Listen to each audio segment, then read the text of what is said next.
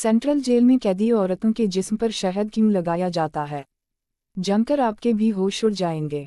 मेरी जिंदगी का सबसे खौफनाक दिन वो था जब मैंने पहली बार सेंट्रल जेल के अंदर कदम रखा। मेरे हाथों में हटा कायम थी, दिल में बेपनाह खौफ और आंखों में आंसू। मी कोमल जो कभी अपने घर भर की लाडली थी, जो इंठी नाजुक मिजाज थी, जिसे अम्मा अब्बा ने बहुत प्यार से पाला था, आज एक कतिल के तौर पर इस खौफनाक जगह कैद कर दी गई। जेल का सेंट्रल दरवाजा जब मेरे पीछे बंद हुआ तो ऐसा लगा जैसे यह मेरी जिंदगी का आखिरी दरवाजा था जो हमेशा के लिए बंद हो गया हो। मैं दाह मारकर रोना चाहती थी लेकिन मेरी आंखें खाली थी। मैंने पीछे मुड़कर देखा जैसे कोई आखिरी उम्मीद बाकी हो, लेकिन वहाँ सिर्फ खामोशी और घूरती निगाहें थी। मुझे एक मोटी बदसूरत सी औरत के हवाले कर दिया गया जो जेल की सुपरिटेंडेंट थी। उसकी आंखें इंठी सख्त थी, जिनमें जरा सी भी हमदर्दी नजर नहीं आती थी। उसने मुझे सर से पांव तक घूर कर देखा जैसे कोई सामान का मुआयना कर रहा हो। उसकी नज़रों में कुछ ऐसा था जिस पर मैं अंदर तक कांप गई। चलो कपड़े उतारो, उसने हुक्म दिया। उसकी आवाज़ में सख्ती और बेरहमी थी। मैंने हैरत से उसे देखा। मेरी आंखें फटी की फटी रह गई। क्या मेरे मुंह से बस यही एक लफ्ज़ निकल सका? क्या सुनाई नहीं देता? कपड़े उतारो, यहाँ तुम्हारे घर के कपड़े नहीं चलेंगे, वो दांत पीसकर बोली। मेरे हाथ कांपने लगे। मैंने अपने घर के पहने हुए कपड़ों को हसरत से देखा जो मेरी मुन्नी मेरी शादी पर सिल्का मुझे दिए थे। हल्के गुलाबी रंग का सूट जिस पर नाजुक कढ़ाई थी जिससे मेरी मुंह की मोहब्बत भरी खुशबू आती थी। लेकिन मुझे यह उतारकर उस जेल का गंदा मोटा सा लिबास पहनना था। जल्दी करो, मेरे पास इतना वक्त नहीं, सुपरिटेंडेंट ने गुस्से से कहा। मैंने आंखों में आए आंसू रोकने की कोशिश की और मजबूरी में अपने कपड़े उतारने शुरू किए। मैंने अपने आप को इतना बेबस और इतना लाचार कभी महसूस नहीं किया था। मेरी उंगलियां कांप रही थी, मेरा सारा जिस्म सुन्न हो रहा था। जब मैंने अपने घर के कपड़े उतार दिए तो मुझे जेल की मकासस वर्दी दे दी गई, जिससे अजब बास आती थी। उसका रंग सलिटी था जो इंठी खुरदरा सा था। जब मैंने उसे पहना तो ऐसा लगा जैसे मैं अपनी पहचान, अपनी शख्सियत सब कुछ खो दी है। चलो मेरे साथ, सुपरिटेंडेंट ने कहा और तेज कदमों से उसके पीछे चलने लगी। मैं जेल की आड़ाइयों में कदम कदम पर टाइकियों का राज था। दीवारें नम थी और हर तरफ सिलनाडब थी, जिससे मेरा दम घुट रहा था। रास्ते में मुझे कई कैदी औरतें नजर आई। कुछ बैठी रो रही थी, कुछ खामोशी से कोने में सर झुकाए बैठी थी और कुछ पागलों की तरह चीख रही थी। यह मंजर देखकर मेरा दिल बैठ गया। क्या मेरी भी यही हालत होगी? क्या मैं भी इन जैसी ही हो जाऊंगी? यह ख्याल आते ही मेरे पूरे जिस्म में कपकपी दौड़ गई। लेकिन अचानक मैंने महसूस किया कि सुपरिटेंडेंट मुझे उन कैदी औरतों के कमरों की तरफ नहीं ले जा रही बल्कि वह घूमकर दूसरी तरफ आ गई, जो नाज़बटना साफ सुथरा था। यह आड़ाई थोड़ी कम तारीख थी और यहाँ वह बदबू भी इतनी नहीं थी। तुम खुशकिस्मत हो, सुपरिटेंडेंट ने अचानक तेज लहजे में कहा। तुम्हें खास कमरे में रखा जाएगा। उसके लहजे में तंज साफ महसूस हो रहा था। खास कमरा? मैंने हिचकते हुए पूछा, मगर वह कुछ नहीं बोली। बस एक अजीब सी मुस्कुराहट उसके होठों पर आई जो मुझे और भी डरा गई। हम एक कमरे के सामने रुके। उसने दरवाज़ा खोला और मुझे अंदर धकेल दिया। कमरे में दाखिल होते ही मैंने फौरन महसूस किया कि यह कमरा बाकी जेल से बिल्कुल मुख्तलिफ था। यहाँ फर्श साफ था, दीवारें नाज़बटना बेहतर हालत में थी और कोने में 3 कायम रखी हुई थी, जिन पर साफ चादरें बिछी थी। कमरे में पहले से 2 लड़कियां बैठी थी। दोनों जवान थी, दोनों हसीन थी, लेकिन जब मैंने उनके कायाओं की तरफ देखा तो मेरा दिल बैठ गया। उनके कायाओं पर एक अजीब खौफ था, एक ऐसा खौफ जो अल्फाज में बयान नहीं किया जा सकता। यह वो खौफ नहीं था जो किसी आम कैदी के चेहरे पर होता है। यह कुछ और था, कुछ बहुत गहरा, कुछ बहुत खौफनाक। एक लड़की जो तकरीबन 20 साल की होगी कोने में घुटने से चिपकी बैठी थी। उसकी आंखें सूजी हुई थी जैसे बहुत रोई हो। दूसरी लड़की जो शायद 18 से 19 साल की थी बिस्तर पर लेटी थी लेकिन उसकी आंखें छत की तरफ जमी हुई थी। 22 बेजान, यह तुम्हारी नई साथी है, सुपरिटेंडेंट ने उन दोनों लड़कियों से कहा। इसका ख्याल रखना। दोनों लड़कियों ने मेरी तरफ देखा लेकिन उनकी नज़रों में अजब सा खालीपन था। उन्होंने कुछ नहीं कहा, बस देखती रही और फिर अपनी दुनिया में गुमसुम हो गई। सुपरिटेंडेंट जा चुकी थी, जबकि मैं सहम कर वहीं सिमटकर बैठ गई थी। कमरे में खामोशी थी, एक ऐसी खामोशी जो दिल को चीरती है। हेलो, मैंने हिम्मत करके कहा। मेरा नाम कोमल है। तुम्हारा नाम? कोने में बैठी लड़की ने सर उठाकर मेरी तरफ देखा लेकिन कुछ नहीं बोली। बिस्तर पर लेटी लड़की ने तो जैसे सुना ही नहीं। नाम 302 अब हमारा यही नाम है। बड़ी देर के बाद मुझे जवाब मिला तो मुझे कुछ हौसला सा हुआ। तुम लोग कब से यहाँ हो? मैंने फिर से सवाल दागा। ऐसा लगता है कि जन्म ही यहाँ लिया, कोने वाली लड़की दोबारा बोली। उसकी आवाज़ सुनकर लगा जैसे किसी कुएं से उसकी आवाज़ आ रही हो। मतलब तुम जल्द जान जाओगी। उसकी आवाज़ में ना जाने ऐसी क्या बात थी कि मेरे पूरे जिस्म के रोंगटे खड़े हो गए। क्या जान जाऊंगी मी? प्लीज़ बताओ मुझे, मैंने इल्तिजा की। बिस्तर पर बैठी लड़की ने मुझे घूरकर देखा। उसकी आंखों में मेरे लिए अचानक से नफरत और गुस्सा उमटा आया। इससे पहले कि मैं कुछ पूछती उसने अपने बाल हाथों में पकड़ लिए और जोर जोर से खींचने लगी। फिर एकदम रुक गई। यहाँ इस कमरे में जो लड़की आ जाती है उसे अच्छा खाना, बिस्तर सब मिलता है। क्योंकि क्या मेरी धड़कनें तेज हो रही थी? क्योंकि हम माल है, सामान है जिन्हें अच्छी हालत में रखना जरूरी है, कोने वाली लड़की ने कहा और उसकी आंखों से आंसू बहने लगे। मैं उलझ सी गई। मेरे दिमाग में तूफानी चक्कर उठने लगे। माल सामान, यह लड़की क्या कह रही है? हफ्ते में एक दिन, बिस्तर वाली लड़की ने कहना शुरू किया, लेकिन उसकी आवाज़ कांप गई। हफ्ते में एक दिन क्या? मैंने पूछा। तुम्हें खुद पता चल जाएगा। बस इतना जान लो कि लड़की सांस तो लेती है मगर मुर्दों से भी बदतर होती है। वो अपनी मौत की दुआएं मांगती है मगर मौत नहीं आती। मुझे यकीन नहीं आ रहा था कि मैं क्या सुन रही हूँ। मेरी सांस तेज हो गई। मेरे हाथ ठंडे पड़ गए। मैंने अपने घुटनों पर हाथ रखा और दीवार के साथ लगकर बैठ गई।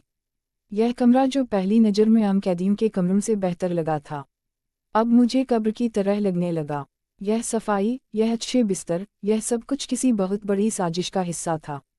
मैंने महसूस किया कि मैं किसी बहुत बड़े खतरे में फंस गई हूँ। एक ऐसे खतरे में जिसके बारे में मुझे कुछ भी नहीं पता, लेकिन जो मेरी जिंदगी को ख़त्म कर सकता था। मुझे जेल में आए हुए सिर्फ 2 ही दिन हुए थे, लेकिन यह 2 दिन जैसे 2 साल की तरह गुजरे थे। मैंने इन 2 दिनों में अपनी साथी कैदी लड़कियों से बात करने की कोशिश की, लेकिन वह दोनों बहुत कम बोलती थी। जब भी मैं कुछ पूछती वह पहले तो जवाब ही ना देती, अगर जवाब मिलता भी तो इतना मुआम कि मुझे कुछ घबराहट शुरू हो जाती। उनकी खामोशी में एक अजब सा खौफ था जो मुझे अंदर तक हिलाकर रख देता था। उनके नाम मुझे बड़ी टकराव के बाद मालूम हुए। कोने में बैठने वाली लड़की का नाम सायमा था। वो मुझसे 3 साल बड़ी थी और उसे यहाँ आए हुए 6 माह हो चुके थे। दूसरी लड़की जो ज्यादातर खामोश रहती थी उसका नाम पाया था। वो मेरी उम्र की थी और उसे यहाँ आए हुए तकरीबन 4 माह हो गए थे। तीसरे दिन सुबह जब मैं नींद की हालत में थी, अचानक दरवाजे के जोर से खुलने की आवाज़ आई। मैं चौंक कर उठ बैठी। मोटी भद्दी आवाज़ वाली सुपरिटेंडेंट दरवाजे में खड़ी थी और उसके साथ 2 और औरतें थीं जो हाथों में कुछ सामान लिए हुए थी। उठो सब, आज हफ्ता है, सुपरिटेंडेंट ने ऊंची आवाज़ में कहा। मैंने देखा कि सायमा और पाया दोनों फौरन बैठ गई, लेकिन उनके चेहरे मुकम्मल तौर पर सफ़ेद पड़ गए थे। पाया के हाथ कांपने लगे और सायमा ने अपनी आंखें बंद कर ली। सुपरिटेंडेंट कमरे में दाखिल हुई और उसके साथ आने वाली दोनों औरतों ने शॉप पर फर्श पर रख दिया। मैंने देखा उनमें शीशे के जार थे जिनमें कुछ गाढ़ा सुनहरी माया था और साथ में टली और कपड़े भी थे। आज तुम तीनों को तैयार होना है, सुपरिटेंडेंट ने एक अजीब सी मुस्कुराहट के साथ कहा। आज तुम तीनों को तैयार होना है, सुपरिटेंडेंट ने एक अजीब मुस्कुराहट के साथ कहा। पहले तुम अपने जिस्म पर यह शहद लगोगे। शहद? मैंने हैरत से पूछा। क्यों? सवाल मत पूछो, जो कहा जाए वो करो, सुपरिटेंडेंट ने सख्ती से कहा। मैंने समा और फरिया की तरफ देखा। वो दोनों सर झुकाए बैठी थी, जैसे यह सब कुछ पहले भी हो चुका हो।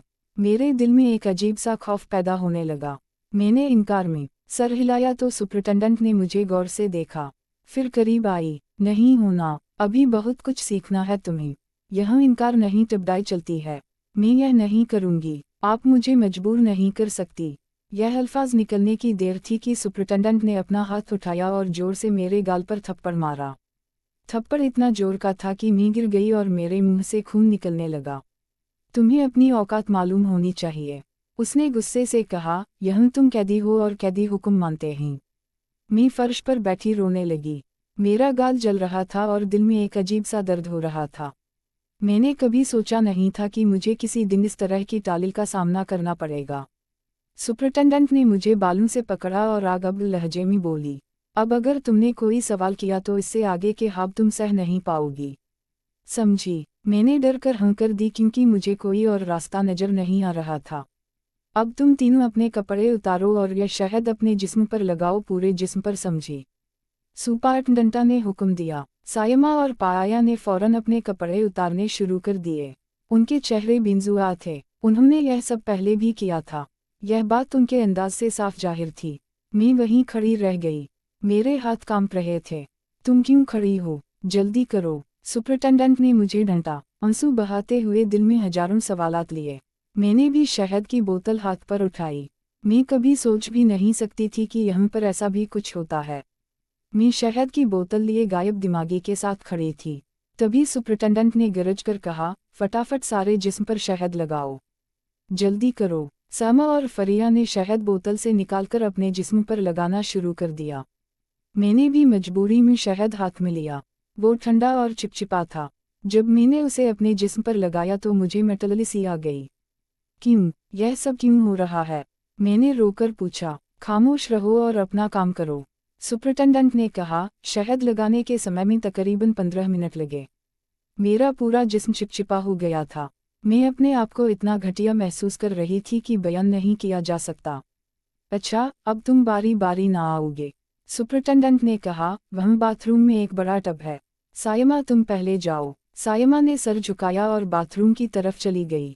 मैंने देखा कि वो मुकम्मल तौर पर खामोश थी, जैसे उसके अंदर कोई जज्बात ही ना बचे हो। जब सायमा अंदर गई तो मैं अचानक कमरे के कोने में एक छोटी सी सुर्ख रोशनी देखी। मैंने गौर से देखा तो महसूस हुआ कि यह कोई डिवाइस है। मेरा दिल तेजी से धड़कने लगा। यह कैमरा है। मैंने सुपरिटेंडेंट से पूछा, तुम्हें इससे कोई मतलब नहीं? खामोश रहो, उसने हेकल। लेकिन मेरा शक यकीन में बदल गया। यहाँ खुफिया कैमरे लगे हुए थे। कोई हमें देख रहा था। यह सब कुछ रिकॉर्ड हो रहा था। मेरा जिस्म सर्द हो गया। या अल्लाह, यह क्या हो रहा है? मैंने अपने दिल में कहा। सामा नहाकर बाहर आई। उसके बाल गीले थे और उसने टली लपेट रखा था। अब फरिया की बारी थी। वो भी अंदर चली गई। मैं बहुत कांपा थी। मैंने सुपरिटेंडेंट की तरफ देखा जो एक कुर्सी पर बैठी हमारी निगरानी कर रही थी। उसके चेहरे पर कोई जज्बात नहीं थे। जब फरिया बाहर आई तो मेरी बारी थी। जाओ जल्दी करो, सुपरिटेंडेंट ने कहा। मैं बैतुल खला में दाखिल हुई। वहाँ वाकई एक बड़ा टब था जो पानी से भरा हुआ था। मैंने अपने जिस्म पर नज़र डाली जो शहद से हटा हुआ था। मैं रोने लगी। मैंने टब में कदम रखा और खुद को धोना शुरू किया। पानी ठंडा था, लेकिन मैं वहाँ से अपने जिस्म को रगड़ रही थी, जैसे उस शहद के साथ साथ अपनी जिल्लत को भी धो डालना चाहती हूँ। मैं मुसलसल रो रही थी और अपने नसीब को कोस रही थी। या अल्लाह, मुझे यहाँ से निकाल दे। यह क्या हो रहा है मेरे साथ? मैं दिल दिल में दुआएं मांग रही थी। जब मैं नहाकर बाहर आई तो सुपरिटेंडेंट ने हमें नए कपड़े दिए। यह हमारे आम जेल के कपड़ों से मुख्तलिफ थे। यह सलीके से सिले हुए थे, रंगीन थे और अजब बात यह थी कि यह फिटिंग भी बिल्कुल ठीक थी। यह कपड़े पहनो, सुपरिटेंडेंट ने कहा। हम तीनों ने कपड़े पहने। हमारी जून ही बदल गई। हम किसी भी तरह से अब कैदी औरतें नजर नहीं आ रही थी, बल्कि ठीक ठाक मॉडर्न औरतें लग रही थी। मेरा दिल तो बैठा जा रहा था। अच्छा, अब चलो मेरे साथ, सुपरिटेंडेंट ने कहा। हम तीनों उसके पीछे चलने लगी। वो हमें एक और कमरे में ले गई जो पहले से भी ज्यादा साफ सुथरा था। वहीं एक दीवार के सामने एक बड़ा कैमरा लगा हुआ था जो बिल्कुल वहाँ था। यहाँ खड़ी हो जाओ, तीनों एक लाइन में, सुपरिटेंडेंट ने कहा। हमने वैसे ही किया। मेरा दिल तेजी से धड़क रहा था। सायमा और पाया सर झुकाए खड़ी थी, लेकिन मैंने कैमरे की तरफ देखा। मुझे यकीन था कि कोई हमें देख रहा है। अचानक कमरे में एक आवाज़ गूंजी। यह एक मर्द की आवाज़ थी जो किसी स्पीकर से आ रही थी। अच्छा, आज 3 नए ऑप्शंस हैं। मेरा खून मनमिटा हो गया। ऑप्शंस हैं। पहली बहुत आम है, दूसरी ठीक है, लेकिन तीसरी आवाज़ रुकी। मैंने महसूस किया कि वह आवाज़ मुझे देख रही है। तीसरी बहुत शानदार है, नई, फ्रेश, बिल्कुल परफेक्ट। मेरे पूरे जिस्म में कपकपी दौड़ गई।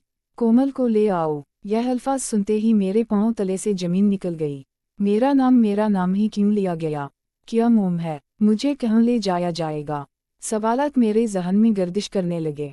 सुपरिटेंडेंट मेरी तरफ मुड़ी और उसके चेहरे पर एक अजीब मुस्कुराहट थी। चल भाई, तेरी किस्मत चमक गई, उसने तंज से कहा। नहीं, मैं कहीं नहीं जाऊंगी। लेकिन 2 औरतें आई और उन्होंने मेरे बाजू पकड़ लिए। मैंने मामटा करने की कोशिश की, लेकिन वह मुझसे ज्यादा ताकतवर थी। मुझे छोड़ दो प्लीज, मैं गिड़गिड़ाने लगी। सायमा और फरिया ने मुझे देखा। उनकी आंखों में आंसू थे लेकिन वो कुछ नहीं कर सकती थी। मुझे जबरदस्ती कमरे से बाहर ले जाया जाने लगा। मैं चीख रही थी, रो रही थी, इल्टाम कर रही थी, लेकिन किसी के भी कान पर जब तक ना आएंगे।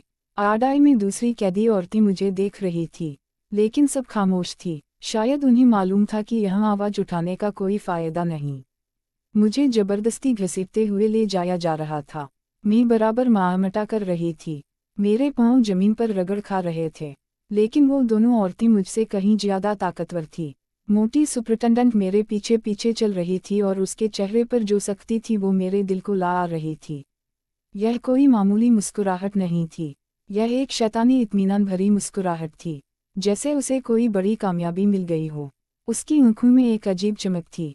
प्लीज़ प्लीज़ मुझे छोड़ दें, मैंने इल्तजा की। मेरी आवाज़ खौफ से कांप रही थी। मैंने कुछ नहीं किया, चुप रहो। एक औरत ने मेरा बाजू और मजबूती से पकड़ लिया। खामोशी से चलो, आप मुझे कहाँ लेकर जा रही है? मुझे कुछ बताएं तो। मगर उन्होंने मुझे कोई जवाब नहीं दिया। हम जेल की माकई इमारत से बाहर निकले और एक और इमारत की तरफ चलने लगे। यह इमारत बिल्कुल अलग थी, जेल के बाकी हिस्से से बिल्कुल मुख्तलिफ। बाहर से यह साफ सुथरी और अच्छी नजर आ रही थी। जब हम अंदर दाखिल हुए तो मैं हैरान रह गई। यहाँ की दुनिया बिल्कुल मुख्तलिफ थी। फर्श संगमरमर का था, चमकता हुआ जैसे अभी साफ किया गया हो। दीवारें खूबसूरत रंगों से पेंट की हुई थी और छत से शानदार पानस लटक रहे थे। यह कोई जेल का हिस्सा नहीं लग रहा था, यह तो किसी अमीर आदमी का महल लग रहा था। हम एक लंबी राताई से गुजरे तो वहाँ मौजूद सिपाही ने हमें देखते ही काफ़ी बुरा समूह बनाकर कहा, इतनी देर कर दी, साहब कब से इंतजार कर रहे हैं। 100 बार कहा है कि वक्त की पाबंदी किया करो, मगर तुम औरतों के दिमाग में न जाने क्या भूसा भरा हुआ है। क्या करूँ मैं, नई लड़की है, काबू करने में वक्त तो लगता है ना। क्या सर गुस्से में है? नहीं, कुछ खास नहीं, बस जल्दी जाओ अब। तो सुपरिटेंडेंट ने मुझे पलटकर घूरा। पैरों में जान नहीं है क्या? जल्दी चल, वो दहाड़ कर बोली तो मेरा कलेजा मुंह को आने लगा। हम एक और बड़े दरवाजे